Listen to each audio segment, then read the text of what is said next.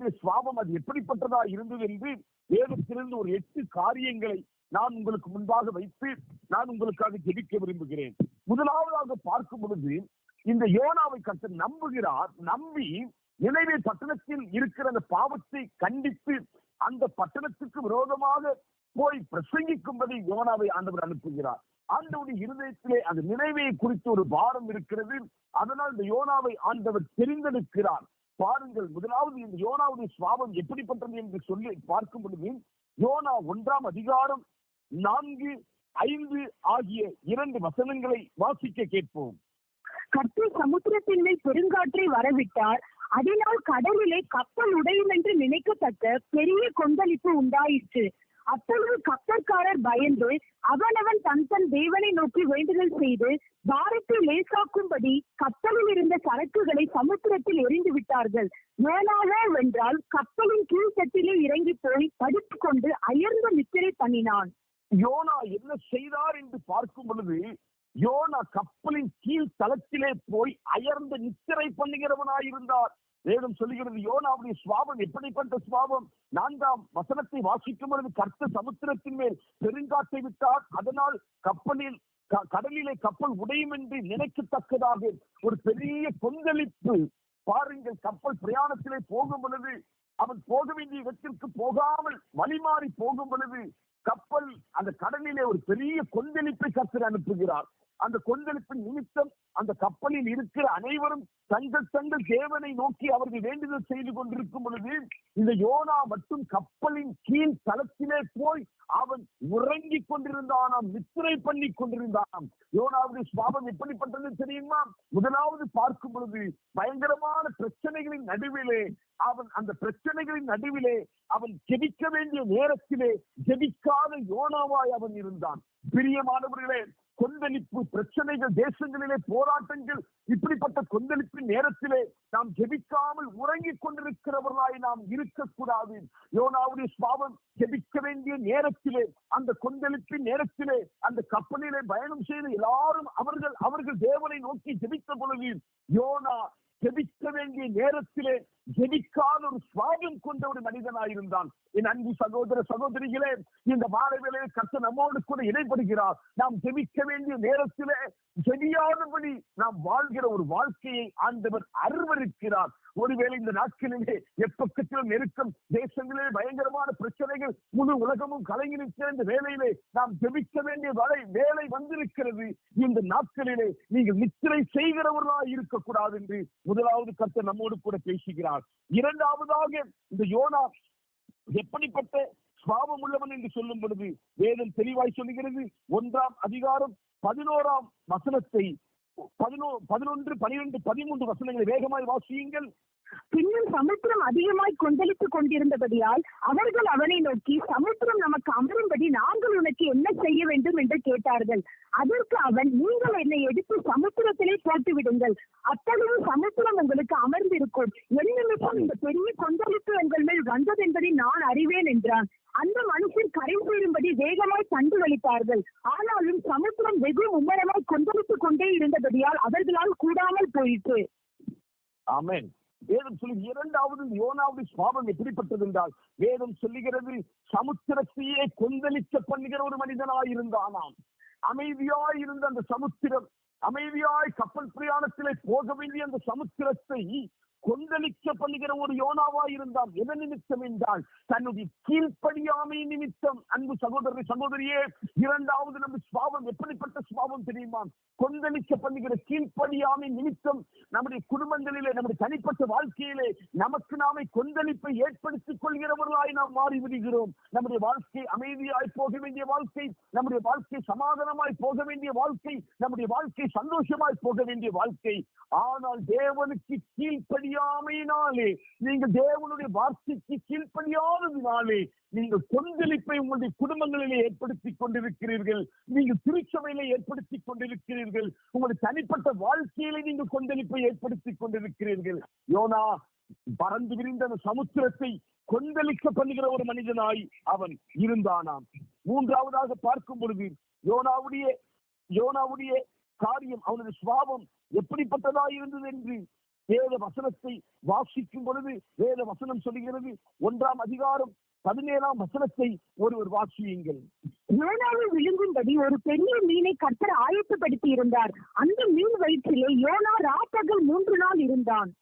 ஆமென். மீனின் வயிற்றிலே அடைப்பட்ட யோனா. வேதம் சொல்லுகிறது, பாருங்கள், அவன் ஜெபிக்க வேண்டிய நேரத்தில் ஜெபிக்காமல் உறங்கிக் கொண்டிருந்தான். அது மட்டுமல்ல, கொந்தளிப்பை ஏற்படுத்தினதினாலே கர்த்தர் அவனை மீனின் வயிற்றிலே 3 நாள் இரவு பகல் 3 நாள் அவனை மீனின் வயிற்றிலே வைத்து அடைத்தார் என்று வேதம் சொல்லுகிறது. அன்பு தேவ பிள்ளைகளே, கவனமாய் கேட்டுக் கொள்ளுங்கள். நான் மறுபடியும் கர்த்தருடைய வார்த்தையை உங்களுக்கு பிரசங்கித்துக் கொண்டிருக்கிறேன். பாருங்கள், அந்த யோனா அவன் ஜெபிக்க வேண்டிய நேரத்தில் ஜெபியாமல் அவன் கொந்தளிப்பை ஏற்படுத்தி சமாதானமாய் போக வேண்டிய இடத்திலே அவன் கொந்தளிப்பை ஏற்படுத்தினதினாலே 3வது அவனுடைய சுவாபம் எப்படியாய் மாறினது என்றால் அவன் அடைக்கப்பட்ட ஒரு மனிதனாய் காணப்பட்டான். மீனின் வயிற்றுக்குள்ளே இரவு பகல் 3 நாட்கள் கர்த்தர் அவனை உள்ளே வைத்து அடைத்தார். இந்த நாட்களிலே முழுவதும் லாக்டவுன் நாட்களாய் இருக்கலாம். பாருங்கள், இனி வரப்போகிற நாட்களும் இப்படிப்பட்ட சம்பவங்கள் நிகழலாம். இதை போல பல பல கொள்ளை நோய்கள் ஏற்பட்டு நம்முடைய வீடுகளிலே நாம் அடைக்கப்பட்டு இருக்கலாம். ஒருவேளை தேசத்திலே வரப்போகிற யுத்தத்தின் நிமித்தம் நாம் வெளியே வர முடியாதபடி தேசத்திலே அடைபட்டு இருக்கலாம். இனி தேசத்திலே வரப்போகிற இந்த வெட்டுக்கிளிகளின் நிமித்தம் நம்முடைய வீடுகளிலே நாம் அடைபட்டு இருக்கலாம். அன்பு தேவ பிள்ளைகளே, நம்முடைய சுபாவம் மாற வேண்டும் என்று ஆண்டவர் விரும்புகிறார். அடைக்கப்பட்ட யோனாவாய் அவன் மாறினான். மீனின் வயிற்றிலே 3 நாள் இரவு பகல் 3 நாள் மீனின் வயிற்றிலே அவன் கிடந்தான் என்று வேதம் சொல்லுகிறது. அது மட்டுமல்ல, அவனுடைய 4வது சுபாவம் எப்படிப்பட்டதா இருந்தது என்று வாசிக்கும் பொழுது 3ஆம் அதிகாரத்துக்கு நேராய் உங்களுடைய வேத பகுதியை திருப்பிக் கொண்டு 4ஆம் வசனத்தை வாசியுங்கள். 4ஆம் வசனம். யோனா நகரத்தில் பிரவேசித்து 1 நாள் பிரயாணம் பண்ணி இன்னும் 40 நாள் உண்டு, அப்பொழுது நினிவே கவிழ்க்கப்பட்டு போம் என்று கூறினான். ஆமா, இந்த வசனங்களை வாசிக்கும் பொழுது இந்த 4ஆம் வசனத்திலிருந்து 10ஆம் வசனம் வரை நமக்கு வாசிக்க நேரம் இல்லை. நான் சுருக்கமாய் சொல்லுகிறேன். பாருங்கள், இந்த யோனாவுடைய சுபாவம் எப்படிப்பட்டதா இருந்தது என்றால் 40 நாட்கள் இருக்கிறது. 40 நாட்களிலே இந்த நினைவை பட்டணம் கவிழ்க்கப்படும் என்று சொன்ன பொழுது அந்த நினைவை பட்டணத்தில் இருந்த ஜனங்கள் உபவாசத்தை கூடினார்கள். பெரியோர் முதல் சிறியோர் மற்றும் ரெட்டுடுத்திக் கொண்டார்கள். அது மட்டுமல்ல, அந்த நினைவின் ராஜாவின் காது கெட்டின பொழுது அவன் போட்டிருந்த உடுப்பை கலத்தி அவன் ரெட்டுடுத்தி சாம்பலிலே உட்கார்ந்தான். அது மட்டுமல்ல, மனுஷரும் மிருகங்களும் மாடுகளும் ஆடுகளும் ஒன்றும் ருசி பாராதிருக்கவும் மேயாமலும் தண்ணீர் குடியாமலும் இருக்கவும் அவன் கட்டளையிட்டானாம். பாருங்கள், இந்த வசனத்தை வைத்து பார்க்கும் பொழுது யோனாவுடைய சுபாவம் எப்படி இருந்தது என்றால் அவன் பிரசங்கித்தான். ஆனால் அந்த ஜனங்கள் மனம் திரும்புவதை ஏற்றுக்கொள்ளாத யோனாவா இருந்தான். ஜனங்கள் மனம் திரும்புகிறார்கள். அந்த மனம் திரும்புதலை அவன் ஏற்றுக்கொள்ளாமல் அவன் ஏற்றுக்கொள்ளாத ஒரு தேவ மனிதனாக இருந்தான் என்று வேதத்தை நாம் வாசிக்க முடியும்.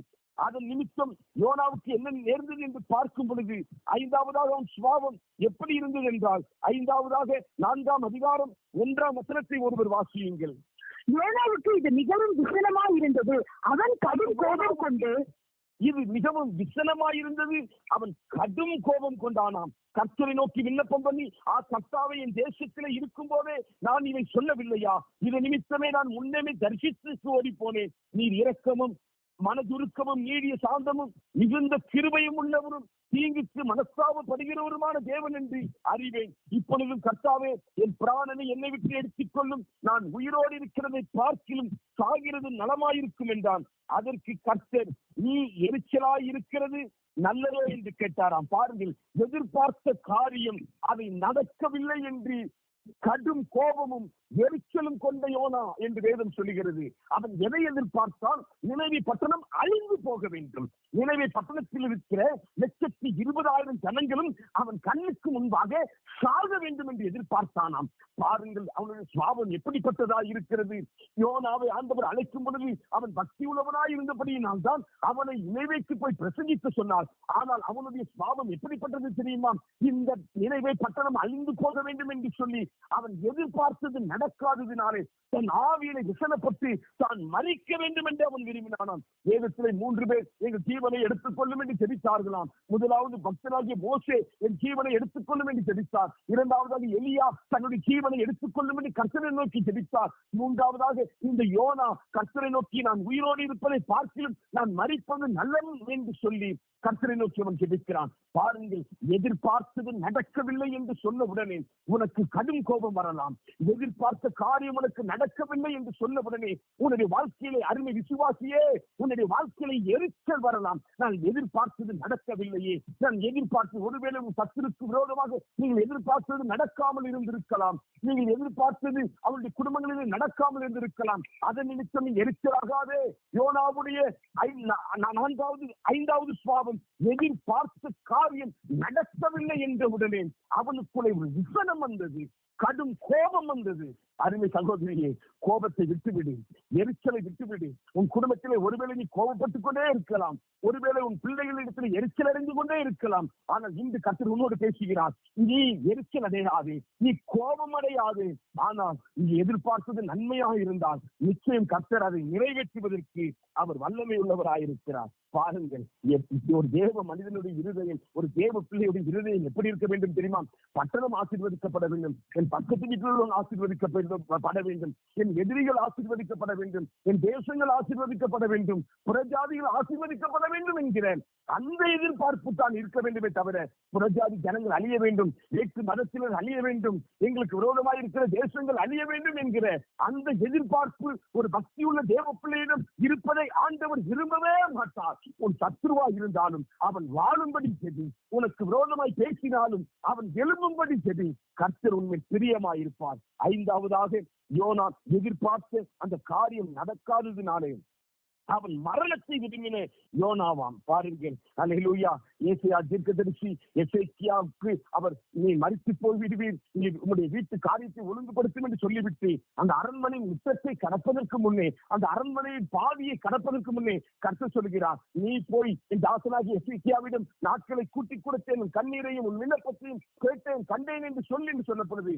ஏசாயா தீர்க்கதரிசி மொழி ஒன்றும் சொல்லாமல் தன்னுடைய தீர்க்க தரிசனத்திற்கு மாறாக திரும்ப போய் கர்த்தர் சொன்னதை அவருக்கு சொல்லுகிறார். அருமை தேவ ஜனங்களே, கர்த்தர் மனஸ்தாபப்படுகிறவர். நாமும் ஜனங்களுக்காக மற்றவர்களுக்காக மனஸ்தாபப்படுகிறவர்களாய் மாற வேண்டும் என்று ஆண்டவர் விரும்புகிறார். ஆறாவதாக இந்த யோனாவுடைய சுவாபம் எப்படிப்பட்டது என்று வாசிக்கும் பொழுது 4ஆம் அதிகாரம் 5ஆம் வசனத்தை ஒருவர் வாசியுங்கள். பின்பு யோனா நகரத்தில் இருந்து புறப்பட்டு நகரத்துக்கு கிழக்கே போய் அங்கே தனக்கு ஒரு குடிசையை போட்டு நகரத்துக்கு சம்பவிக்க போகிறதை தான் பார்க்க மட்டும் அதன் கீழ் நிழலில் உட்கார்ந்திருந்தான்.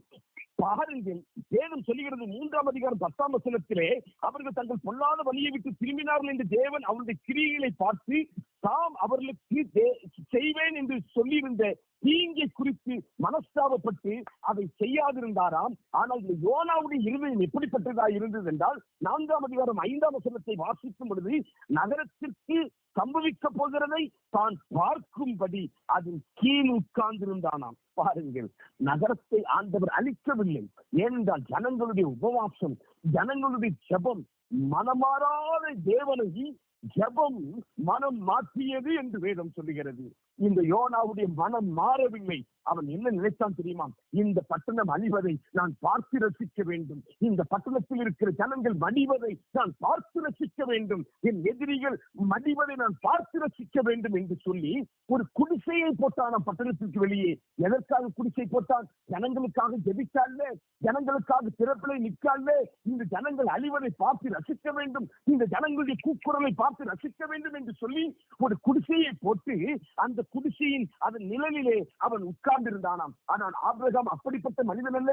சோதோம் கோமோராவை அழிக்க போகும் பொழுது தேவ தூதர்களுக்கு முன்பதாக அவன் ஆபிரகாம் திறப்பிலே நின்று அவன் ஜெபித்தாராம். அதனால்தான் வேதம் சொல்லுகிறது, வேத புஸ்தகத்திலே 3 முறை இந்த ஆபிரகாமை வேதம் சொல்லுகிறது என்னுடைய சிநேகிதன் என்று ஆண்டவர் அழைக்கிறார். பாருங்கள், யோனா ஆண்டவருடைய சிநேகிதனாய் இருதயத்தை அறியாமல் இருந்தான் என்று வேதம் சொல்லுகிறது. பிரியமானவர்களே, பட்டணம் அழிய வேண்டும் என்று எதிர்பார்க்கிறான். ஒருவேளை நம்முடைய எதிரிகள் எதிரிகள் அழிய வேண்டும் என்று நாம் எதிர்பார்க்க கூடாது. நம்முடைய எதிரிகள் வாழ வேண்டும். நம்முடைய எதிரிகள் நமக்கு விரோதமாக எழும்புகிறவர்கள் அவர்கள் அழிந்து போக வேண்டும் என்கிற எண்ணம் நமக்குள்ளே வரக்கூடாது. அவர்கள் மென்மேலும் உயர வேண்டும் என்கிற எண்ணம் வேண்டும். பிரியமானவர்களே, யோனாவுடைய இருதயம் எப்படிப்பட்டதாகி இருந்தது? பட்டணம் அழிய வேண்டும், அந்த பட்டணத்தின் அழிவை தான் பார்க்க வேண்டும் என்கிற ஒரு சுவாபத்தோடு இருக்கிற ஒரு மனிதனாய் காணப்பட்டான் என்று வேதம் சொல்கிறது. அது மட்டுமல்ல, 7ஆவதாக நாம் வாசிக்கும் பொழுது, வேத வசனத்தை வாசிக்கும் பொழுது, 4ஆம் அதிகாரம் 6ஆம் வசனத்தை வாசிக்கும் பொழுது அவனுடைய சுவாபம் இருந்தது. தலைமையில் நிழல் உண்டாயிருக்கவும் அவனை அவருடைய மனமடிவுக்கு நீங்களாக்கவும் தேவனாகிய கர்த்தர் ஒரு ஆமணக்கு செடியை முளைக்க கட்டளையிட்டு அதை அவன் மேல் ஓங்கி வளர பண்ணினார். அந்த ஆமணத்தின் மேல் யோனா மிகவும் சந்தோஷப்பட்டான். பாருங்கள், ஒரு தேவ மனிதனுடைய சந்தோஷம் எதிலே அடங்கி இருக்கிறது? அவனுடைய சுவாபம் எப்படிப்பட்டதாக இருக்கிறது என்றால், பட்டணம் அழிய வேண்டும் என்று சந்தோஷப்படுகிறான். ஆனால் அவனுக்காய் உண்டாக்கப்பட்ட அந்த ஆமணக்கின் மேல் அவன் மிகவும் சந்தோஷப்பட்டானா. ஒரு ஆமணக்கு செடி, தனக்கு நிழல் கொடுக்கிற அந்த ஆமணக்கு செடி, ஒருவேளை உங்களுக்கு நிழல் கொடுக்கிற ஏதோ ஒரு காரியத்தை கொண்டு நீங்க சந்தோஷப்பட்டுக் கொண்டிருக்கலாம். ஆனால் நீங்க சந்தோஷப்பட வேண்டிய காரியம் என்ன தெரியுமா? ஜனங்கள் திரும்ப வேண்டும், மனம் திரும்ப வேண்டும், ஜனங்களுக்குள்ளே ஒரு பெரிய மாற்றம் வர வேண்டும். அதுதான் நம்முடைய சந்தோஷமாக இருக்க வேண்டும். ஆனால் இந்த யோனா பட்டணம் அழிய வேண்டும் என்று நினைத்தானே தவிர அவன் அதிலே அவன் சந்தோஷப்படுகிறான். ஆமணக்கு செடியிலே போய் சந்தோஷப்பட்டுக் கொண்டிருக்கிறான். கர்த்தர் அதை விரும்ப மாட்டார். கர்த்தருடைய இருதயம் அதை விரும்பாது. ஆமணக்கு செடியின் நிமித்தம் சந்தோஷப்பட்ட யோனாவா இருந்தான். ஏதோ ஆமணக்கு செடி போல ஏதோ ஒரு சிறிய காரியம் லாக்டவுன் நாட்கள்ல உங்களை சந்தோஷப்படுத்திக் கொண்டிருக்கலாம். அன்பு தேவ பிள்ளைகளே, அந்த சந்தோஷத்திற்கு நாம் இடம் கொடுக்க கூடாது. ஏதோ ஒரு சொற்ப நல்ல ரெஸ்ட் எடுக்கிற நாட்கள், நல்ல வீட்டுல உட்கார்ந்து சாப்பிட்டு நமக்கு வேண்டியதை சமைத்து சாப்பிட்டு பல வகையான உணவுகளை சாப்பிட்டு நல்ல சந்தோஷமா இருக்க வேண்டிய நாட்கள் என்று அந்த சந்தோஷத்துக்கு இடம் கொடுக்க கூடாது. அந்த சந்தோஷம் நிமிடத்திலே மாறிவிடும். சில தங்களுடைய வேலைக்கு சந்தோஷப்படுவாங்க, என் வேலை போகலையாங்க. ஆனா ஒரு நிமிஷத்துல போயிட்டுனா ஒரு சந்தோஷம் நிலை குறைந்து போய்விடும். ஆமணக்கு போல இருக்கிற சந்தோஷத்தை நீ சந்தோஷமா எண்ணாதே மகளே. அநேக ஆமணக்கு போல ஒரு நிழல் கிடைச்ச உடனே போதும், உடனே சந்தோஷப்பட்டு விடுவார்கள். ஒரு சின்ன தங்களுக்கு வேண்டிய ஒரு ஆசை நிறைவேறிவிட்டால் உடனே சந்தோஷப்பட்டு விடுவார்கள். இந்த யோனாவை பாருங்கள், பட்டணத்துக்கு வெளியே போய் அவன் குடிசை போட்டு பட்டணத்தின் அழிவை விரும்பி உட்கார்ந்து இருக்கிறான். அது மட்டுமல்ல, அவனுக்கு குளிர்ச்சி தரும்படி ஒரு ஆவணக்கு செடியை கர்த்தர் உண்டாக்கின உடனே அந்த ஆவணக்கு நிமித்தம் அவர் ரொம்ப சந்தோஷப்படுறாரு. அவனுடைய சுபாவத்தை பாருங்கள். ஆமென். அவன் அவன் அவன் பட்டணம் அழியவில்லையே என்றெல்லாம் சந்தோஷப்பட்டிருக்க வேண்டும்.